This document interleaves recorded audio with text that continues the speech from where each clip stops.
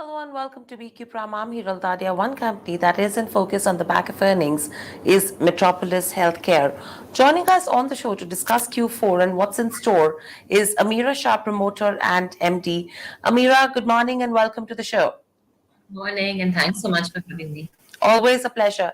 Ameera, my first question coming to you is if we see the revenues excluding COVID as well as the high tech acquisition, we've seen a 9% year on year growth that has come in, and that's mainly on the back of a 12% increase in the volumes to almost 6.1 million tests.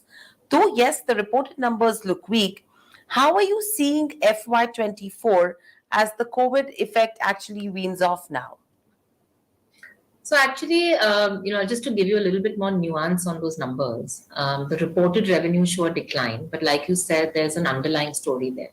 That's primarily because of COVID. And as we know, COVID PCR testing has waned this year compared to the year before. So naturally, there's going to be a hit. And COVID PCR testing the year before was almost 20% of the revenue.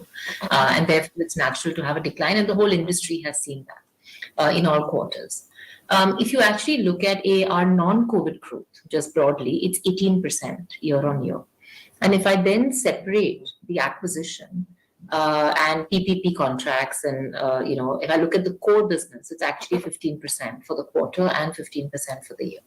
So actually, the growth is quite strong. It's almost a 13% volume growth with a 2% RPP increase, which is revenue per patient.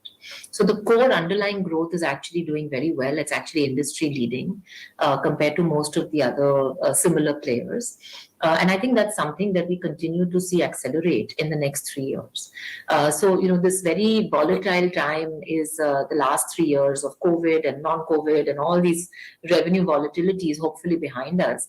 And going forward, the only reason you see the difference of the 9% you called out and the 15% I called out was because the PPP contract that contributed about 5-6% of our revenue came to an end in February of this year. And therefore, we only got revenue for it in 1 month in the quarter and 2 months we did not. But if you separate that PPP, which we knew was going to end, the core business growth is about 15%. Right. So when you talk about the core business growth, do you think we can mirror the same what we've seen in the fourth quarter for the year at large from here on? See, I mean, if you look at our pre-COVID growth, it was close to about 16% CAGR, for the period of about 16-17 to 19-20. During COVID is, of course, like I said, when the volatility came in, where the revenue shot up much faster, and then, of course, have come down because COVID has gone off in this year. But if I just look at the non-COVID, I think, 15% kind of a number has been historically the trend. 15-16% has been historically the trend for a non-COVID growth at Metropolis. So I don't want to give any future guidance, but if I just look at historical trends, that certainly seems doable. Ameera, if you talk on the margin front, we have seen a peak of 25%, right? And from there, it's come down. Yes, we've seen network expansion expenses. There has been a talent acquisition cost. There has been pricing pressure as well as technology costs as well, which has led to that decline in margins from the peak of 25%. How do you see the trajectory going from here on? So just a clarification, the current margins are 25.5. I think during pre-COVID, if you look at our margins, were about 27%, 26.5 to 27. So there's a dilution of about 1.5% from pre-COVID time to now. Correct. That is purely because of the lab expansion, very hectic lab expansion we are doing, which we were not doing pre-COVID. So as you know, we launched a program in 21 where we said we're going to add 90 labs and 1,800 centers in 4 years. We already have done about 30 labs in 21 and 22. And in 23, 24, we're going to do another 30, and then 24, 25, 30. And that'll take us to 90. Out of the 1,800 centers, we've already completed 1,057 in 2 years. We plan to do maybe another 600 to 800 this year. So we'll probably finish our 1,800 number in 3 years. So with this hectic lab expansion and center expansion, there's natural to be some dilution, in the EBITDA, which we're already seeing playing out in the current margins. So the 25.5% number that we are currently at We believe that we are going to try and protect this for the next couple of years. And then obviously, once we are done with the network expansion and the intense style like we're doing it today, we do expect those margins to move back up to pre-COVID numbers. Right. So, Meera, what's the Capex going to look like? Are we looking at something more for the 600 to 800 additions that would be coming in? So most of the collection centers we do, some of them will be owned and operated by us, and some of them will be franchise operated, but under our quality control and our training, etc. So this tends to be a more asset-light model for the collection centers. The labs tend to be having a little bit of capex, but we have to remember these are not these large labs which we've already invested into. These are smaller labs, and therefore the capex is not very significant. That will add any, they'll change our capex cycle in any drastic way. So if I look at what we've spent last year, I expect the same numbers to continue for the next 2-3 years. Right.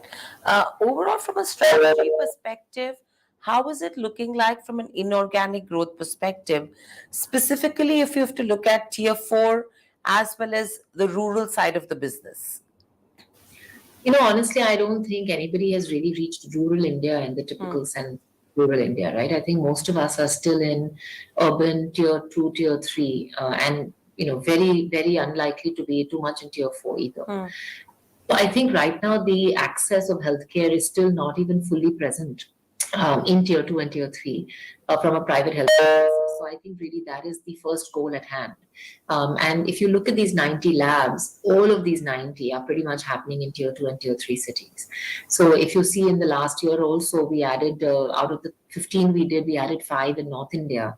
But in markets like Bareilly, in markets like, Faridabad, which is still a part of NCR, but in those sort of kind of markets, and in West and South, if I look at like in a Maharashtra, we are at Akola, at Kolhapur, at Cholapur, we are down to Chandrapur, so to smaller towns for sure. But I think, this tier 2, tier 3 growth will be quite significant in our opinion in the next few years to come, because that's really where access to good quality and a large test menu of diagnostics has not played out in the past. Right. So, Ameera, the reason I ask you this question is because a lot of conversations with analysts are giving us an indication that the next leg of growth that's expected to come in from the rural markets because the urban market is now saturated. How are you as a company operating into the business looking at it? Actually, we don't see it quite the same way. I think if you look at, for example, Bombay, biggest urban market, our growth was 18% last year, right? So Pune, big market, 23% growth. So I don't think we see as urban saturated. In fact, if you have a brand market and you believe that you have the execution capability of going deeper and actually providing a quality and a service that's really good, we believe the market is quite still large. So for Metropolis alone, in our core markets, Bombay, Chennai, Bangalore, Pune, Surat, Rajkot, Nasik. These are markets where we have a very strong brand and a lot of trust with doctors and consumers. We still believe there is a great opportunity for us to go deeper, to keep growing and have very positive double-digit growth. Besides that, we are saying that we want to go to the smaller markets and start putting our roots there where we are not already present. So we are already in about 250 cities across the country. We believe there are 600 district headquarters across India, and we would obviously aspire to get to that 600 number as soon as possible. Right. So overall, my last question coming to you, Ameera, is what's the growth? I know we don't give guidance, but overall, do we expect to maintain the same CAGR that we've seen in the last, say, 3 years or 5 years? I think people have to make their own assessments, but I think we feel very comfortable and confident, about where we are. We've also welcomed a new CEO on board about 5-6 months ago. He settled in well, and I think the traction and the execution rigor has definitely gone up a notch. So we're certainly hopeful and very aspirational for the next 3 years. Right. All right, Ameera. Thank you so much for speaking to us, and congratulations and good luck for the expansion plans, and speak to you soon again. Stay safe. You too.